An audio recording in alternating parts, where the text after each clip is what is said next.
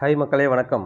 Big Boss season 9 முடிஞ்சு அந்த Bigg Boss season title winner இருக்காங்க இல்லையா, திவ்யா கணேசன். அவங்க வந்து பார்த்தீங்கன்னா இப்போ நிறைய வந்து யூடியூப் சேனல் வந்து பேட்டி கொடுத்துட்ருக்காங்க.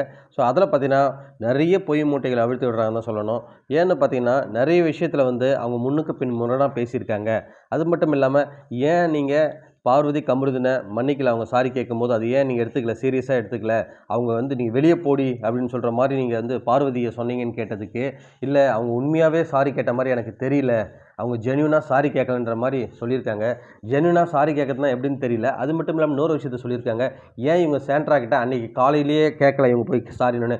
இவங்க 2 பேரும் தான் கிட்ட போனாலே அவங்களுக்கு பேனிக் அட்டாக் ஆச்சு. எப்படி கேட்க முடியும் திவ்யா, நீங்களே சொல்லுங்கள்.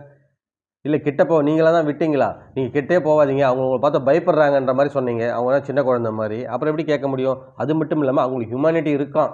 ஒருத்தர் ரெட் கார்டு வாங்கிட்டு 2 பேரும் போகிறாங்க. அதில் வந்து பார்வதி வெளில போடின்ட்டு அந்த நேரத்துலேயே அவங்க மனசை காயப்படுத்துகிற மாதிரி பேசிட்டு, இப்போ ஹியூமனிட்டி இருக்கான். ஹியூமனிட்டி இருக்கிறவங்க அன்றைக்கி அந்த கார் டாஸ்க்லேருந்து யாரை தள்ளி விடுறதுக்கு முன்னாடியே ஸ்டாப் பண்ணியிருக்கணும். அவங்களே சொல்கிறாங்க, நான் அதை ஸ்டாப் பண்ணியிருக்கணும் போல இருக்குன்னு. அப்போ அவங்களுக்கு எங்கே ஹியூமனிட்டி போச்சு? ஸோ இதெல்லாம் வந்து கண்டிப்பாக வந்து கேட்டே ஆகணும். அது மட்டும் இல்லாமல் அவங்க சொல்கிறாங்க, அவங்களுக்கு வந்து யாராவது எதனா பண்ணால் அவங்க போய் பொங்கி எழுந்து கேட்டுருவாங்களாம். அதுதான் அவங்களுடைய கேரக்டராக. பட் நிறைய விஷயத்தில் பார்த்துட்டோம், அவங்க சொல்கிறதையே காதில் வாங்கிக்க மாட்டாங்க. அதான் உண்மை. விக்ரமுக்கும் அவங்களுக்கும் நிறைய தடவை சண்டை வந்தது காரணமும் இதுதான் மெயினான ரீசன்.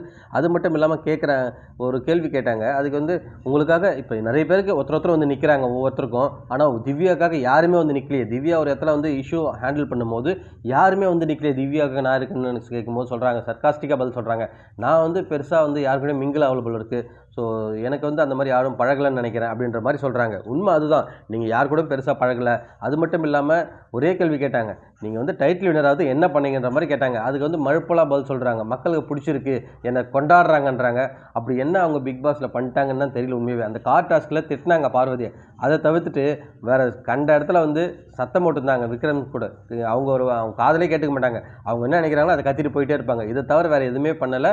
பிஆரும் முக்கியமாக இல்லைன்ட்டாங்க. அதுதான் ரொம்ப இதுவாக. பிஆர்னால் என்னன்னு கேட்குறாங்க. பிஆர் வச்சுட்டு மக்கள்கிட்ட போய் ஓட்டு வாங்கணும். ஏம்மா பிஆர்னால் மக்கள்கிட்டலாம் போய் வாங்கி ஓட்டு போட மாட்டாங்க ஃபோனை. இந்த ஒரு இதுவே சென்ஸ் கூட இல்லாமல் பேச வந்துட்டாங்க. என்ன சொல்கிறதுன்னு தெரில மக்களே. நீங்களே வந்து அவங்க கேட்ட கேள்வி, அவங்க சொன்ன பதிலுக்கு வந்து ஏதாவது ரிலேட்டடாக இருந்தால் நீங்களே நினச்சி பாருங்கள் மக்களே. உங்கள் கமெண்ட் செக்ஷனில் கமெண்ட் பண்ணுங்கள். மீண்டும் அடுத்த வீடியோவில் உங்களை சந்திக்கிறேன். நன்றி.